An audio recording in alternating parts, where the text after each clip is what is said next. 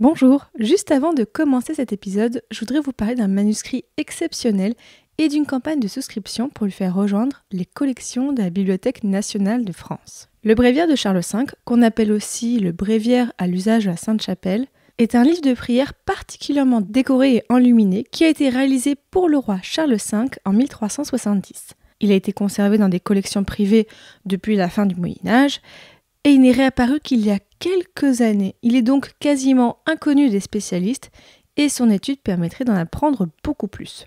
La BNF a en ce moment l'occasion d'acquérir ce manuscrit et pour cela, elle fait appel au grand public. Chaque don compte, donc à partir de 10 €, vous pouvez vous aussi contribuer à ce que ce manuscrit puisse intégrer le patrimoine national. Vous avez jusqu'au 31 décembre 2023 et pour plus d'informations sur le manuscrit ou sur la campagne de dons, je vous mets un lien en description de cet épisode. Maintenant, place à l'épisode.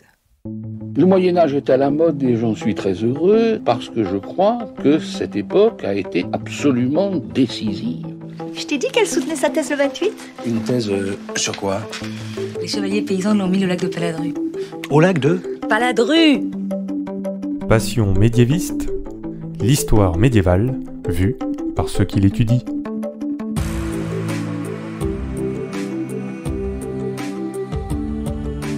Est-ce que vous savez tout du Moyen-Âge ? Mais d'abord, qu'est-ce que le Moyen-Âge ? Vous pensez peut-être au roi des Francs puis de France, au développement de l'agriculture et à la peste noire, mais ce n'est pas que ça.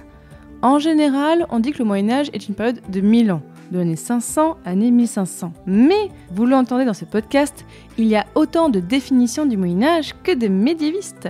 Je m'appelle Fanny Cohen-Moreau et dans ce podcast Passion médiéviste, je reçois des jeunes médiévistes, c'est-à-dire des personnes qui étudient le Moyen-Âge en master ou en thèse, pour qu'ils vous racontent leurs recherches passionnantes et qu'ils vous donnent envie d'en savoir plus sur cette belle période. Épisode 81, Lucas et l'architecture gothique en Bourgogne, c'est parti. Excuse-moi, mais il y a des gens que ça intéresse ? Si je vous dis art et architecture gothique, vous pensez peut-être aux grandes cathédrales comme Sens, Noyon, Bourges, Reims. J'en avais déjà parlé aussi dans la série d'épisodes consacrée à la cathédrale Notre-Dame de Paris, sortie en janvier 2021. Mais ce n'est pas que ça. Donc aujourd'hui, je vous propose un angle un petit peu différent de ce que vous avez peut-être déjà entendu dire sur l'art et l'architecture gothique. Et si vous ne savez pas ce que c'est que l'art gothique, eh bien vous allez apprendre plein de choses. Et notre guide aujourd'hui, c'est Lucas Larbawera. Bonjour Lucas. Salut Fanny. Alors Lucas, je te reçois parce que tu es un aventurier dans ton style, parce que donc tu travailles sur, on va en parler en détail, l'architecture gothique en Bourgogne au XIIe et XIIIe siècle. Donc là, on va être dans le fameux temps des cathédrales. Tu es donc à l'université de Strasbourg, sous direction de Marc Arelchour et de Denise Borlée. Et d'ailleurs, tu connais l'invité Jean-Baptiste sur les Vosges au Moyen-Âge, non, c'est ça ? Oui, c'est ça, c'est un ami. Comme quoi, tout se recoupe. Et oui, en fait, tu es un aventurier parce que tu es en train de faire un inventaire incroyable d'une centaine d'églises en Bourgogne. Rien que ça, je trouve ça incroyable de t'imaginer. On va en parler et tu vas nous raconter tout ça. Et donc, bien sûr, auditeurs, auditrices, ce ne sera qu'un épisode d'introduction sur le sujet. On ne pourra pas parler de tout, mais vous inquiétez pas, on va quand même parler de plein de choses passionnantes. Alors d'abord, petite question rituelle dans ce podcast, Lucas. Pourquoi est-ce que tu as voulu travailler sur ce sujet ? J'ai voulu travailler sur le sujet d'abord parce que je suis un passionné du Moyen-Âge depuis que je suis tout petit et surtout un passionné de châteaux mais surtout d'églises depuis très très très longtemps. Quand j'étais en maternelle, je dessinais des églises. En maternelle déjà ? Waouh, ah ouais. En maternelle déjà et les maîtresses s'inquiétaient un petit peu. Il veut pas être prêtre celui-là, c'est ça, non ? C'était un petit peu ça, et du coup, les maîtresses demandaient à mes parents oui, est-ce que vous lui donnez une éducation particulière ? Et puis mes parents, non, on sait pas pourquoi. Parce qu'il y a des gens qui dessinent des dinosaures quand ils sont petits, mais ils sont pas pourtant spécialistes en dinosaures après. Toi, qu'est-ce qui a fait que tu as continué ? Ce qui a fait que j'ai continué, c'est que le parcours que je désirais faire, c'était plutôt faire une école d'architecture. Donc je devais passer des concours. J'ai jamais été pris en école d'architecture et par dépit, j'ai pris Histoire de l'art à la faculté de Grenoble. Et en fait, pendant ma première année, j'ai tellement aimé le domaine, la matière, que j'ai voulu continuer en histoire de l'art. J'ai terminé ma licence à Strasbourg et ensuite j'ai continué en master puis en thèse, toujours à Strasbourg. Alors justement, tease-nous un petit peu, et on va en parler en détail. Qu'est-ce que tu veux montrer dans tes recherches ? Pour ma thèse, ce que je voudrais montrer principalement, c'est comment se développe et comment s'est diffusé ce nouvel art de bâtir depuis le XIIe siècle jusqu'à environ la fin du XIIIe siècle. Et l'idée, ce serait d'illustrer plus clairement comment est-ce que fonctionne ce phénomène de diffusion, en mettant en regard ce phénomène de diffusion avec les différents aspects, on va dire, du territoire, c'est-à-dire les limites de diocèse, les limites politiques, les limites de royaume, de duché, etc. Et aussi de voir si le milieu a un impact sur cette création architecturale, notamment le tracé des routes, le tracé des fleuves, des rivières, mais aussi les espaces qui étaient plus peuplés, et si des espaces moins peuplés étaient aussi touchés par cette création architecturale ou pas, donc logiquement on dirait que non, mais parfois on peut avoir des surprises, puisque même aujourd'hui, des espaces qui sont moins peuplés et qui étaient peuplés au Moyen-Âge, eh bien ça se voit sur ces phénomènes de construction active. Ouais, je trouve ça hyper intéressant comment dans ta thèse, effectivement, tu n'es pas juste sur le bâti, tu n'es pas juste concentré sur les églises en elles-mêmes, mais tu prends bien en compte tout ce qu'il y a autour de l'architecture. Donc c'est hyper intéressant. Alors justement, avant d'aller plus en détail sur ton sujet, déjà, est-ce que tu peux nous en dire un peu plus sur le contexte historique ? Moi, j'aime bien, dans Passion médiéviste, on plante le décor. Alors, sur quelle période est-ce que tu travailles ? Et est-ce que tu peux peut-être nous citer quelques grands moments historiques de la période ? Donc je travaille sur les XIIe et XIIIe siècles. À cette époque-là, c'est la dynastie capétienne qui est à la tête du royaume de France. Et ce qui est particulier pour cette période, surtout au cours du XIIe siècle, c'est l'émergence de ce qu'on appelle le pouvoir royal. Donc à cette époque-là, on va dire que le pouvoir royal prend un essor, une montée en puissance du pouvoir du roi de France. Il va être aidé aussi par des hommes qui l'entourent, notamment des laïcs, mais aussi des ecclésiastiques. C'est le cas de Sugère, de Saint-Denis, l'abbé de l'abbaye royale, qui a participé à la reconstruction, en tout cas, de l'église de l'abbaye, dans un nouveau style que l'on appelle gothique. Tiens, juste d'ailleurs, architecture gothique, le mot gothique, d'où sort ce mot ? Pourquoi on parle des Goths ? Alors, on parle des Goths puisque c'est les Italiens de la Renaissance qui parlaient, pour l'architecture gothique, enfin ce qu'on appelle gothique aujourd'hui, parlaient d'une architecture barbare qui serait en lien avec les Goths. Donc les Goths, c'est un peuple plutôt au Moyen-Âge, donc là on n'est pas bon niveau temporalité. Mais ce qu'ils appelaient gothique, en tout cas pour cette période-là, c'est tout l'art du Moyen-Âge dans son intégralité. Et pendant longtemps, on parlait d'architecture gothique pour mentionner l'art du Moyen-Âge dans sa totalité. Et c'est vraiment à partir du XIXe siècle, quand un certain Charles de Gerville a proposé un nouveau terme, un nouveau phénomène pour l'architecture du Moyen-Âge, qui est l'architecture romane. L'architecture romane, puisque pour lui, c'était un petit peu la dégénérescence de l'art romain, d'où le terme roman. Et pour lui, on avait d'une part, en tout cas pour les 11e et 13e et les périodes suivantes, on avait d'abord l'architecture romane au 11e et 12e siècle, puis ensuite l'architecture gothique. Donc c'est vraiment à partir de la théorisation de ce monsieur que l'on a appelé l'architecture gothique comme on l'entend aujourd'hui. Mais tu travailles aussi quand même plus particulièrement sur la Bourgogne dans tes recherches, c'est ça ? Et est-ce que tu peux nous dire aussi la Bourgogne à cette époque ? Est-ce que c'est comme aujourd'hui ou est-ce qu'il y a des choses différentes ? Alors la Bourgogne à l'époque, on va dire que c'est un espace un petit peu complexe.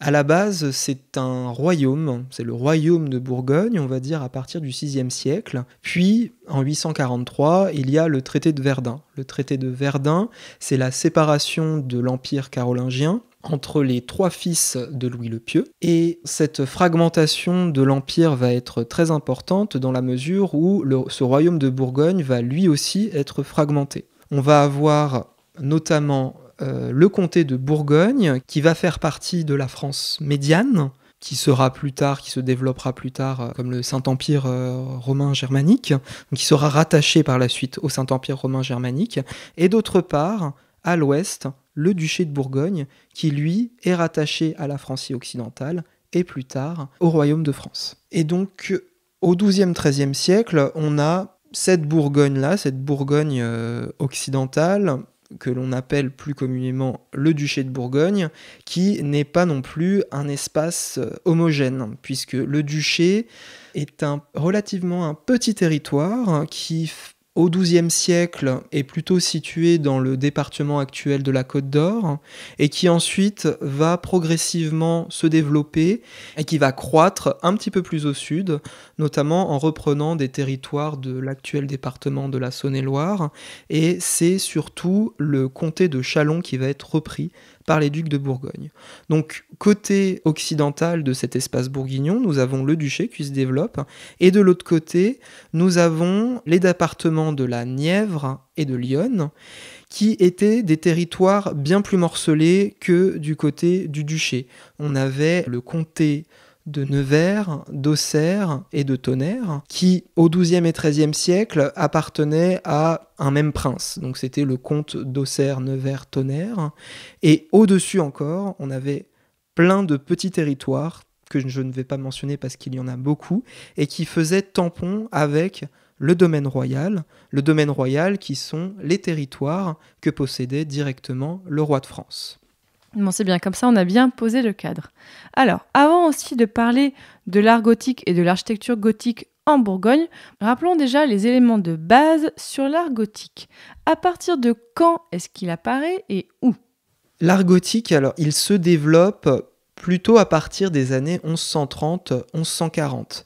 Généralement, on a dit dans la littérature que le berceau de l'art gothique, de l'architecture gothique, était Saint-Denis. Or, les recherches actuelles ont montré que finalement, l'art gothique, en tout cas l'architecture gothique, était née peut-être un petit peu plus tôt que Saint-Denis et qu'on avait des églises parisiennes qui étaient elles aussi un petit peu plus tôt imprégnées de cet art gothique. Je pense notamment, si vous êtes parisien ou alors que vous êtes de passage à Paris, vous pouvez visiter les églises de Saint-Pierre de Montmartre et de Saint-Martin-des-Champs. Qui sont encore médiévales comme à l'époque ? Qui sont encore médiévales comme à l'époque. Alors l'église Saint-Pierre de Montmartre qui va être restaurée durant les périodes qui ont suivi. Et l'église Saint-Martin-des-Champs où c'est surtout le chevet qui est le fond de l'église. Quand vous rentrez dans une église, vous rentrez par l'ouest et au fond, vous regardez au fond, c'est la partie orientale, c'est le chevet, c'est la partie la plus sacrée de l'église. Et à Saint-Martin-des-Champs, c'est juste cette partie de l'église, le chevet, qui a été reconstruite au XIIe siècle dans ce style, entre guillemets, gothique. Alors justement, c'est quoi le style gothique ? Si on veut reconnaître un bâtiment gothique, quels sont les éléments importants qui vont dire que, ok, là, c'est un bâtiment gothique ? Alors déjà, ce qui est compliqué pour l'architecture gothique, c'est que souvent on parle d'un style. Alors même moi, parfois, je parle d'un style, mais en vérité, ce n'est pas vraiment un style, puisque l'art gothique, en soi, c'est plein de styles qui se sont succédés au fil des décennies. Donc, on va dire plutôt que pour reconnaître une église gothique, ce qui va primer, ce sont les voûtes d'ogive, les arcs boutants, les arcs brisés. Les arcs brisés, c'est-à-dire que ce sont des arcs qui sont pointus au sommet. Le problème, c'est que toutes ces caractéristiques-là existaient déjà durant la période précédente, c'est-à-dire l'époque dite romane. Souvent, on dit que l'architecture romane, c'est des arcs en plein cintre, c'est-à-dire des arcs ronds, que c'est une architecture peu lumineuse comparée à l'architecture gothique qui est très lumineuse. Et aussi que l'architecture romane est plus lourde alors que l'art gothique est plus léger. C'est ça, par rapport aux murs qui sont plus fins pour l'architecture gothique, alors plus lourds pour l'architecture romane. Et pourtant, il y a des églises romanes qui sont voûtées d'ogives. D'ailleurs, voûtées d'ogives, est-ce que, on mettra sur le site passionmédiéviste.fr des schémas, des photos, comme ça vous pouvez voir de plus près. Est-ce que tu pourrais décrire à quoi ça ressemble ? Alors l'ogive, c'est quand vous regardez au plafond, on va dire quand vous regardez le plafond de l'église, vous avez une voûte qui est généralement divisée en 4 ou en 6. Et ce sont les éléments en pierre qui ressortent de la voûte, qui courent à la diagonale le long de la voûte, qui vont former ce qu'on appelle les ogives. Ce sont des nervures de voûtement. Juste aussi en quelques mots, parce que même si c'est pas ton sujet principal d'étude, je pense qu'on peut quand même le mentionner, parce que l'art gothique n'est pas que réservé à l'architecture, on le trouve dans d'autres arts, c'est ça ? Oui, c'est ça. Donc l'art gothique, ça concerne également la sculpture, notamment les grands portails des cathédrales, donc qui sont toujours rattachés à l'architecture dans ce cas-là. On va dire que la production sculptée principale gothique pour les 12e, 13e siècles va être en grande partie ces grands portails richement sculptés que vous avez devant les façades des cathédrales. Je pense notamment au portail de Notre-Dame de Paris. Mais par exemple, si vous voulez voir un des premiers portails gothiques sculptés, ce sont les portails de la façade occidentale, de la façade ouest de la cathédrale Notre-Dame de Chartres. Vous avez la sculpture, mais il y a également les vitraux, évidemment. Donc ça, c'est aussi un sujet à part entière. Donc c'est du verre peint. Et pour la peinture, vous avez aussi ce qu'on appelle les retables, les panneaux sculptés. Les retables, ce sont ces grands panneaux que vous aviez sur l'autel de l'église. Et vous avez également la peinture enluminée, donc les manuscrits, qui peuvent aussi être rattachés à ce qu'on appelle l'art gothique. On voit qu'effectivement, ça se diffuse aussi pas que en architecture. Mais alors, Lucas, donc tu travailles donc sur l'architecture et tu veux montrer en fait comment l'art gothique s'est en quelque sorte diffusé à travers les églises de Bourgogne. Alors raconte-nous, qu'est-ce que tu étudies comme procédé d'architecture ? C'est-à-dire que quand tu rentres dans une église, qu'est-ce que tu veux repérer ? Qu'est-ce que tu étudies comme diffusion ? Alors d'abord, quand je rentre dans une église, je vais regarder la disposition en plan. Donc je vais regarder comment les différents espaces sont agencés entre eux. Ça, c'est la première chose. Donc on va dire, je rentre dans une église, je fais un plan schématique. C'est la première chose à faire. Surtout que quand je visite une église, je vais faire énormément de photos. Et parfois, comme je prends des détails, je vais être obligé de localiser ces photographies.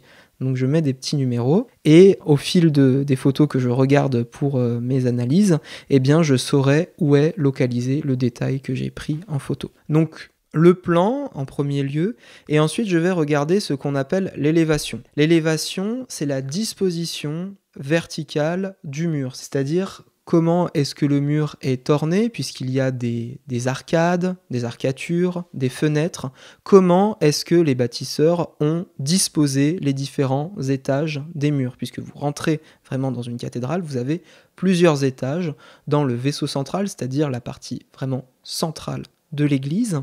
Donc comment sont disposés les différents niveaux de murs de l'église ? Ensuite, ce que je vais regarder également, c'est la structure. Donc, comment est-ce que l'édifice tient debout ? Comment est-ce que les piliers sont disposés ? De quelle manière ils ont été construits ? Quel est leur rapport avec le voûtement ? C'est-à-dire, comment est-ce que le pilier est rattaché au voûtement ? Et surtout, comment est-ce que l'église tient debout ? Donc, est-ce que c'est par partage d'équilibre des forces ? Est-ce qu'il y a d'autres choses qui ont été ajoutées pour épauler, pour contrebuter les parties les plus hautes de l'édifice? C'est vraiment expliquer pourquoi et comment est-ce que l'édifice tient debout. Effectivement, tu me rappelles beaucoup mon invité Olivier de Chalut, que j'avais eu sur la série sur Notre-Dame, qui s'intéressait beaucoup effectivement à comment se faisait la cathédrale Notre-Dame de Paris. Mais c'était encore un autre sujet, quoique. Alors, on va effectivement parler de comment tu vois se diffuser donc les éléments d'architecture, mais vraiment ce que je trouve super intéressant et que quand j'ai reçu ta proposition de mail, je me suis dit mais cet homme est fou, mais c'est incroyable, c'est que tu travailles sur combien d'édifices religieux ? À la base, j'ai répertorié 350 églises. Dans des ouvrages, dans des livres, sur des bases de données en ligne qui sont fournies par le ministère de la Culture. Sur le terrain également, puisque je fais énormément de routes pour visiter toutes ces églises. Donc au fur et à mesure du périple, eh bien, je vois des églises que je n'avais pas forcément repérées dans les ouvrages ou même sur Internet. Alors je m'arrête et puis je vois si c'est possible de la visiter. Finalement, l'inventaire n'est jamais terminé, mais c'est par cet inventaire que j'ai vraiment pu ressortir un corpus d'études qui allait être le cœur de mon étude. J'ai pu visiter au total entre 180 et 200 églises. Mais c'est énorme! C'est énorme, mais dis-toi que je n'ai pas pu tout visiter, puisque parfois les églises ne sont pas forcément toutes accessibles.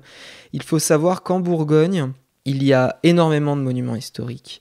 Et il y en a beaucoup qui, malheureusement, ne sont plus utilisés et parfois qui sont en ruine ou qui sont prêts à s'effondrer, puisque les municipalités n'ont pas beaucoup d'argent pour les restaurer, ou alors la démarche avec les monuments historiques leur font peur. Et parfois, je n'ai aucun retour des mairies pour visiter l'église, ou parfois ils n'acceptent pas parce que c'est trop dangereux. Mais la plupart du temps, je suis très bien accueilli et ils me donnent les clés, même si l'édifice est en péril.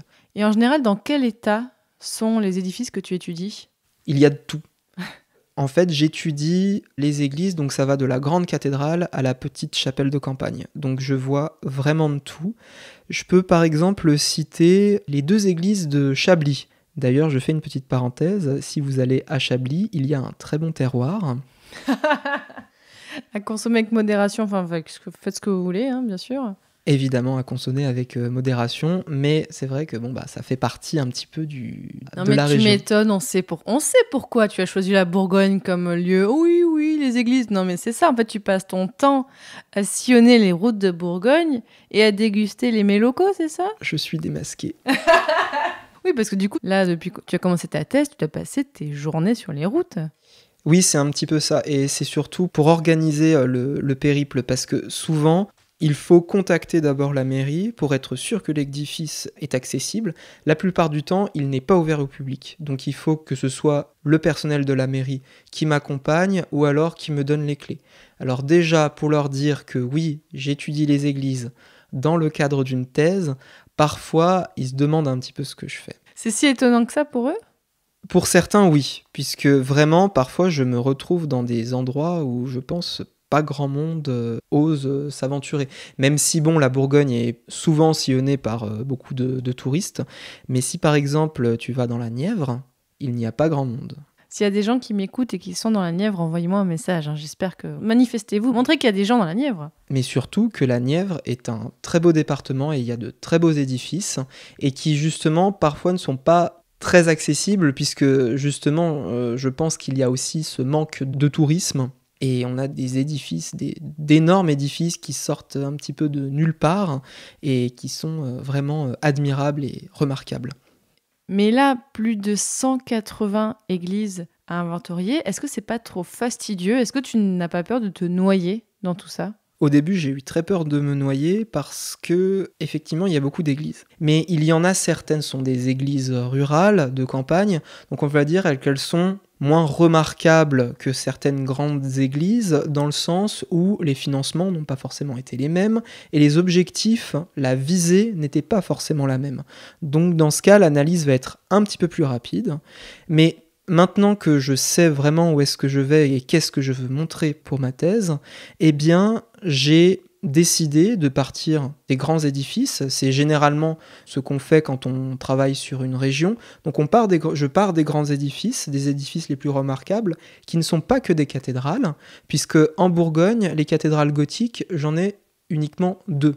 La cathédrale d'Auxerre et la cathédrale de Nevers. Donc c'est la partie occidentale de la Bourgogne. La plupart du temps, les grands édifices, cela va être des abbatiales, c'est-à-dire des églises d'abbaye, mais aussi des collégiales, des églises collégiales, c'est-à-dire des églises qui sont rattachées à un collège de chanoines. Et ensuite, dès que j'ai fait l'analyse approfondie de ces grandes églises, eh bien, je vais rattacher petit à petit les autres petites églises qui gravitent autour de ces grands édifices. En fait, c'est comme si tu faisais une étude de réseau entre des gens, en mettant les gens principaux au milieu, et après tu rajoutes autour d'eux toutes les personnes un peu plus secondaires, mais néanmoins importantes, c'est ça? C'est exactement ça. Et je rattache finalement chaque forme, procédé architectural qui est directement rattaché à un édifice, qui font référence entre les édifices, qui font résonance entre eux. Oui, parce que du coup, tu fais aussi, j'imagine, une forme de réseau chronologique. Est-ce que tu étudies aussi un petit peu comme ça, de voir le processus de diffusion des procédés architecturo-gothiques? Est-ce que tu étudies aussi il y a eu d'abord celle-là, et c'est après qu'on voit ça dans tel endroit? Parfois, c'est très complexe, puisque Là, je vais dire la phrase « Il n'y a pas de source ». Ah, enfin on en parle. Mais pas de source même de savoir la date de fondation ? Alors la date de fondation, on peut l'avoir, mais souvent les dates de fondation sont plus anciennes. Donc dans ce cas, ça nous dit pas grand-chose, parce qu'on a des institutions qui sont fondées au 6e, au 7e, au 8e siècle, et ils décident de reconstruire, à un moment donné, leur église, parce qu'elle est trop vieille, parce qu'elle a besoin d'être reconstruite. Dans ce cas-là, on n'a la plupart du temps aucun texte qui nous parle du chantier des églises. Et ça, c'est un énorme manque pour l'histoire de l'architecture.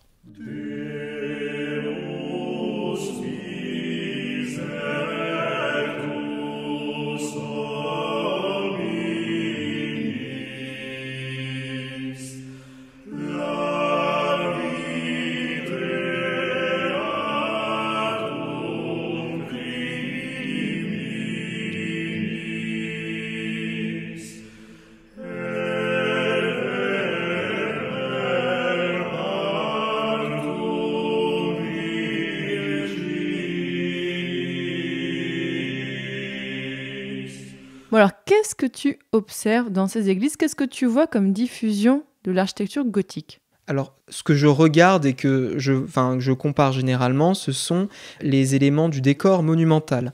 Le décor monumental, c'est tout ce qui est rattaché au décor de l'architecture. Par exemple, ce que je vais beaucoup regarder dans une église, ce sont les chapiteaux. Les chapiteaux, ce sont les éléments qui couronnent la colonne. J'adore les chapiteaux. J'adore regarder les chapiteaux dans les églises ou les chapiteaux. Bref, pardon, j'ai vraiment passion chapiteaux.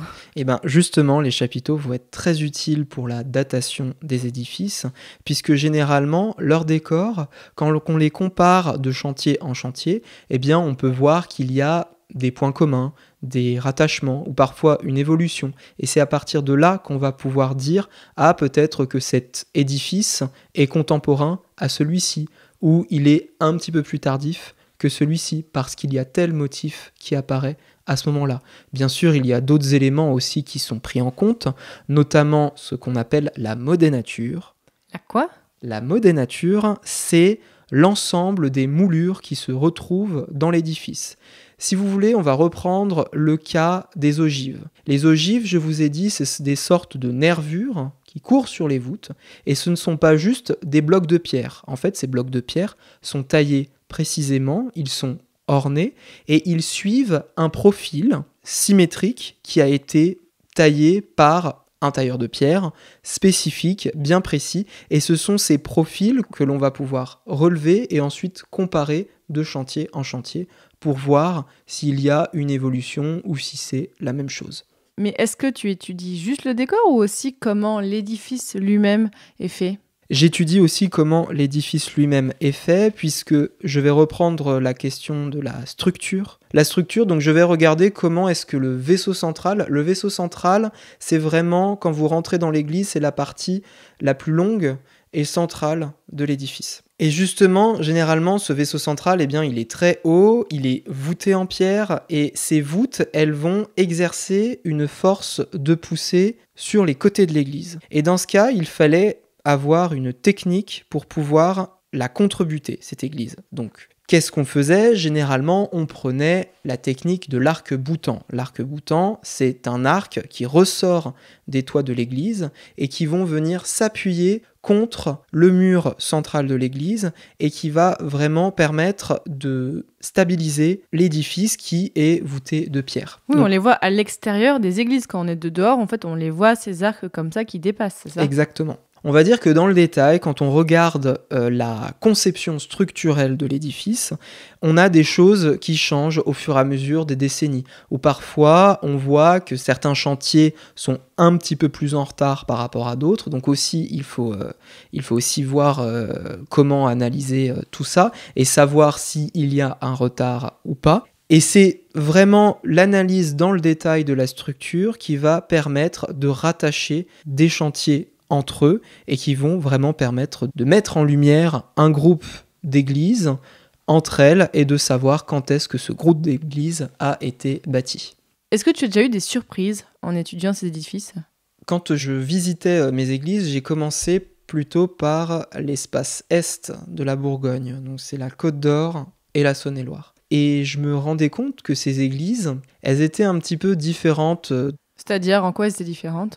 Elles étaient différentes dans la mesure où leur décor était peu développé, elles étaient très sobres, elles n'avaient pas une structure gothique, enfin en tout cas comme on entendait gothique pour certaines de ces églises, alors que quand j'ai visité les églises de la partie ouest de la Bourgogne, donc dans la Nièvre et dans l'Yonne, je me disais que là, on avait vraiment des systèmes architecturaux qui faisaient vraiment référence à l'architecture gothique, surtout l'architecture gothique du nord de la France, c'est-à-dire celle de l'Île-de-France et de la Picardie, de la vallée de l'Oise. C'est vraiment ces régions-là que l'on considère comme les berceaux où il y a une multitude d'édifices gothiques, où il y a beaucoup de cathédrales gothiques. Et en fait, je me suis posé la question, mais qu'est-ce qui s'est passé ? Pourtant, ce sont deux groupes d'églises qui sont plus ou moins contemporaines. On voit que les églises plutôt de l'est de la Bourgogne ont vraiment gardé des procédés architecturaux que l'on pourrait considérer comme romanes. Alors je me suis demandé ce qu'il s'était passé. Et en fait, quand on regarde les différents chantiers, les grands chantiers de l'est de la Bourgogne, ce sont surtout des chantiers considérés comme les derniers chantiers romans. Je pense notamment à Notre-Dame de Beaune, qui est très tardive. C'est une église romane, considérée comme romane, qui est encore voûtée d'un berceau. Un berceau, c'est une voûte qui n'est pas d'ogive, mais qui se prolonge sans interruption jusqu'au fond de l'église et qui forme une sorte de... un berceau, vraiment, donc qui est considéré comme romane et qui est commencé dans les années 1150 ou 1160 et qui est terminé au début du XIIIe siècle. Alors qu'à ce moment-là, on a déjà de grandes églises gothiques qui ont été construites. On a cette église de Beaune, on a aussi la cathédrale de Langres, qui est un petit peu plus éloignée, qui n'est pas en Bourgogne, mais qui n'est pas loin non plus, et qui reprend ces systèmes architecturaux romans.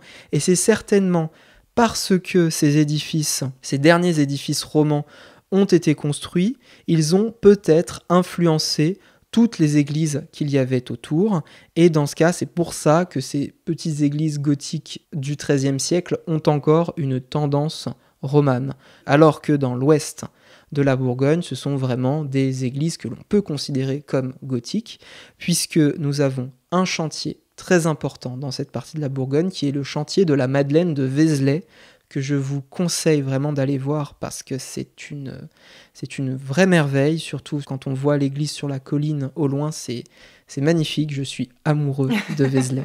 Et où on a le chevet de l'église, donc comme je vous ai dit, le fond de l'église qui a été reconstruit à partir des années 1160, 1170, on ne sait pas trop, avec des procédés architecturaux gothiques qui venaient vraiment des premiers édifices gothiques qui sont situés en Île-de-France, autour de Paris. Et là, ce chantier a sans doute eu un gros impact dans cette partie de la Bourgogne, et c'est pour ça qu'on voit se développer autour de cet édifice autant d'églises gothiques. Et d'ailleurs, jusqu'à présent, on a parlé de comment tu travailles dans les églises, mais ce qu'on a dit aussi au début, et ce que je trouve toujours très intéressant, c'est que tu ne travailles pas que sur l'architecture, mais aussi dans les archives, et que tu mêles plein de domaines particuliers pour travailler sur ton sujet, c'est ça ?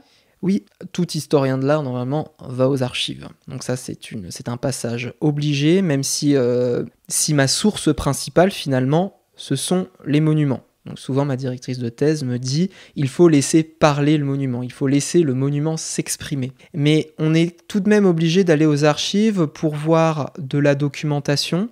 Ça peut aller de la documentation médiévale, donc contemporaine, 12e, 13e siècle, jusqu'à une période très avancée, notamment 19e, 20e siècle, pour étudier les restaurations des édifices. Donc je m'intéresse beaucoup aussi aux sources écrites contemporaines du chantier. Alors quand je vous ai dit qu'il n'y avait pas de source, évidemment qu'il y en a.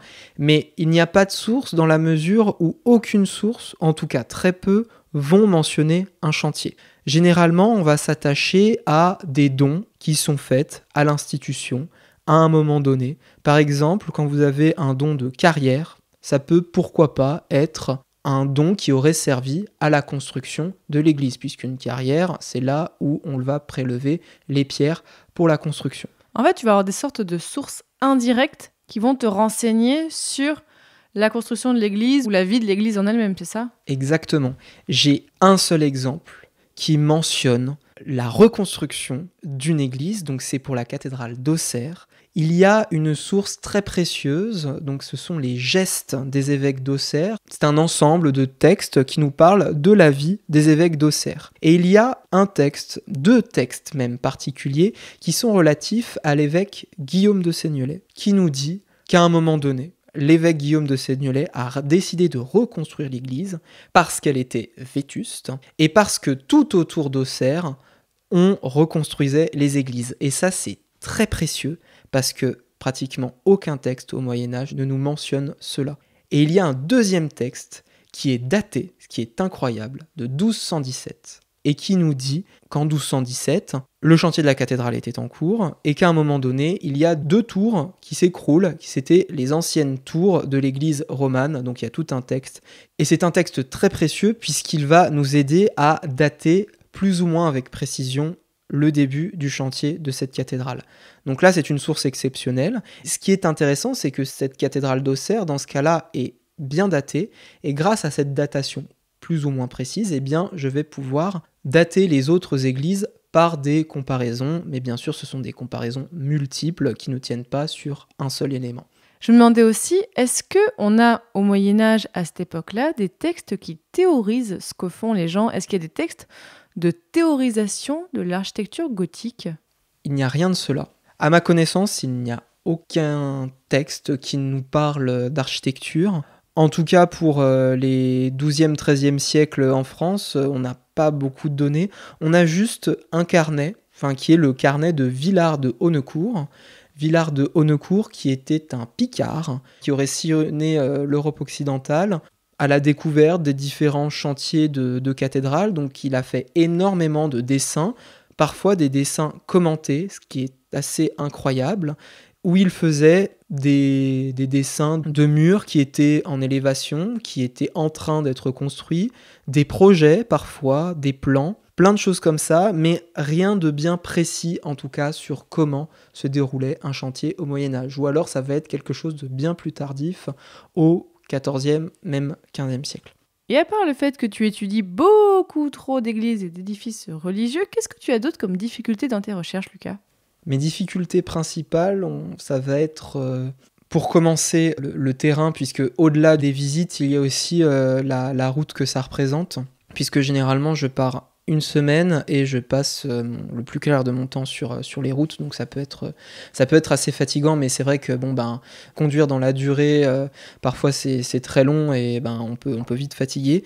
Mais ce qui parfois peut être un petit peu plus compliqué, c'est quand il faut aller dans les parties hautes, surtout quand vous avez du vide d'un côté de l'église. Comment ça, du vide ? Comment ça se fait ? Tu marches dans le vide, c'est ça ? Alors non, je ne marche pas dans le vide, mais vous avez un étage particulier pour les églises gothiques qui s'appelle le triforium. Le triforium, c'est une arcature qui n'est pas plaquée contre un mur, mais avant le mur, il y a une sorte de passage qui est pratiqué avant le mur. Et on peut passer dans ce passage, dans cette épaisseur de mur, et généralement, c'est vraiment très étroit. Donc même moi qui suis tout fin, j'ai du mal à passer. Par exemple, j'étais dans des cathédrales du nord de la France ces 2 derniers jours et je me suis rendu compte que les triforiums du nord de la France, par rapport à ceux de la Bourgogne qui sont plus tardifs, sont très étroits et j'ai assez peu peur du vide, mais là j'ai vraiment eu peur du vide puisque le vide était vraiment à côté de moi et en plus ce sont des édifices qui sont relativement hauts. Attends, on te laisse y aller comme ça, te balader et sans sécurité ni rien ? Alors, sans sécurité, oui, parfois c'est sécurisé puisqu'il y a des rambardes, mais souvent ce n'est pas le cas. Alors, dans ce cas-là, je fais appel aux architectes des monuments historiques qui sont au courant de ce que je fais. Ça va dépendre des édifices, mais pour les petites églises paroissiales, quand il y a une galerie comme ça, normalement le maire est au courant et je lui dis que je vais faire ça. Tu signes une décharge ou non ? C'est Pas bon ? du tout, non. Donc t'as jamais eu de soucis quand même, tu n'es jamais tombé, t'as jamais eu d'accident ? Non, jamais eu de soucis, mais généralement ce qu'on retrouve un petit peu comme surprise, c'est des des pigeons morts, des oiseaux morts, ou alors même des oiseaux qui ont fait leur nid et qui sont paniqués parce qu'on est là et ils se demandent ce qu'on fait là. Mais généralement, on retrouve beaucoup de cadavres, hein, même dans les combles. D'oiseaux. Donc, d'oiseaux et Oui. d'autres choses aussi. Hein. Ah bon ? De rats aussi. Ah mais... oui, non, tu nous dis pas que t'as retrouvé des cadavres d'humains quand même. Non, Pas pour l'instant, c'est pas ça ? pour l'instant. Oui. Ça, c'est sous terre plutôt. Ça, Bah c'est oui. le travail des archéologues. Oui, toi tu es dans les hauteurs. C'est ça. Bon, alors justement, est-ce que tu aurais peut-être, Lucas, 1 ou 2 conseils de lecture qui sont plutôt accessibles, grand public et trouvables en librairie, donc ou en bibliothèque ou en médiathèque, hein, pour les personnes qui voudraient en savoir plus sur l'architecture gothique ? Alors, je peux proposer un livre assez général qui s'appelle L'art du Moyen-Âge en France de Philippe Plagneux, enfin sous la direction de Philippe Plagneux, et où il y a dans ce livre plusieurs chapitres dédiés à l'architecture et aux arts gothiques en général. Sinon, je peux aussi proposer l'ouvrage La Révolution gothique de Alain Erland Brandebourg, qui est assez récent et qui peut aussi permettre d'en connaître plus sur l'architecture gothique, sur même la sculpture et un petit peu le vitrail, je crois bien, mais surtout sur la sculpture et l'architecture. Parce que là, on est d'accord, Lucas, que vu comment t'es parti, tu vas pouvoir faire un livre dans quelques années avec tout ça, même plusieurs. Parce que bon, il y a la thèse, oui, bien sûr. Mais j'imagine que si jamais il y a des éditeurs qui nous écoutent et qui voudraient potentiellement te proposer quelque chose dans quelques années, ça pourrait être l'occasion, non ?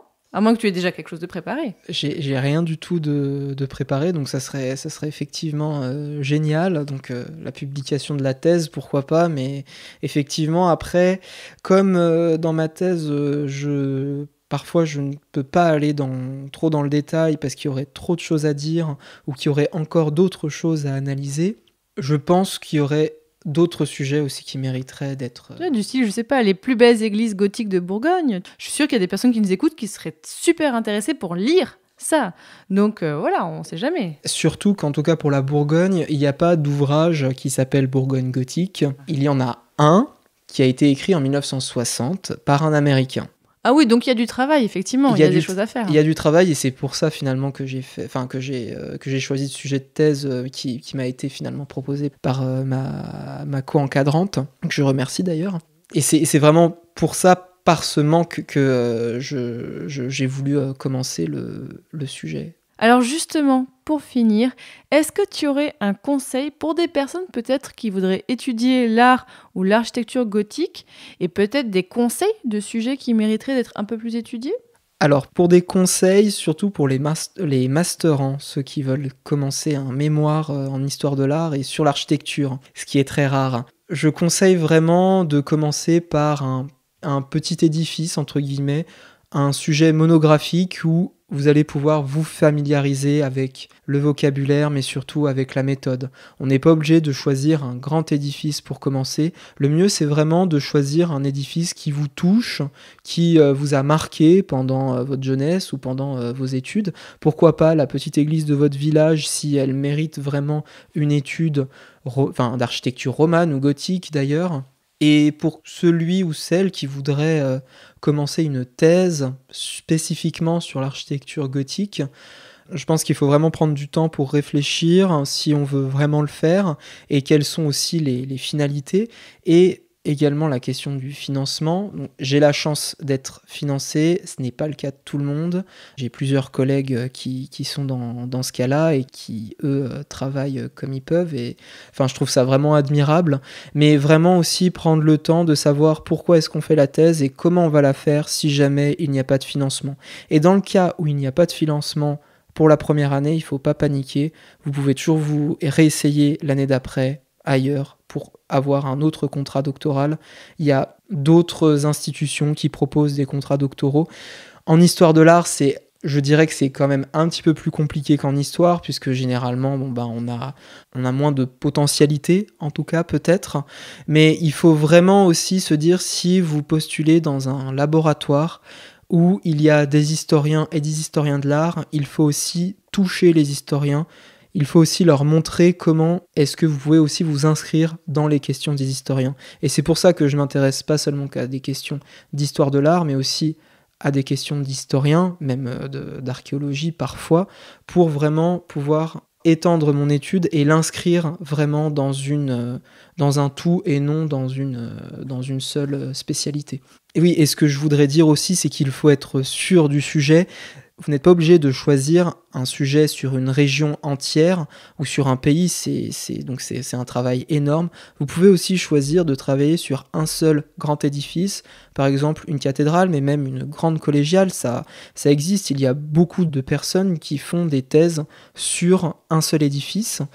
Mais ce que je vous dirais surtout également, c'est de vous préparer à beaucoup vous déplacer, puisque vous ne pouvez pas, même si vous travaillez sur un seul édifice, vous ne pouvez pas simplement vous arrêter sur un seul édifice ou regarder ponctuellement quelques édifices. Il faut en regarder beaucoup, et même si vous travaillez sur une région, il faut aller en dehors de la région pour pouvoir vraiment inscrire votre étude et votre comparaison dans un tout et non comme quelque chose qui gravite autour d'un rien, puisque vraiment l'objectif c'est vraiment de rattacher tout cela à quelque chose.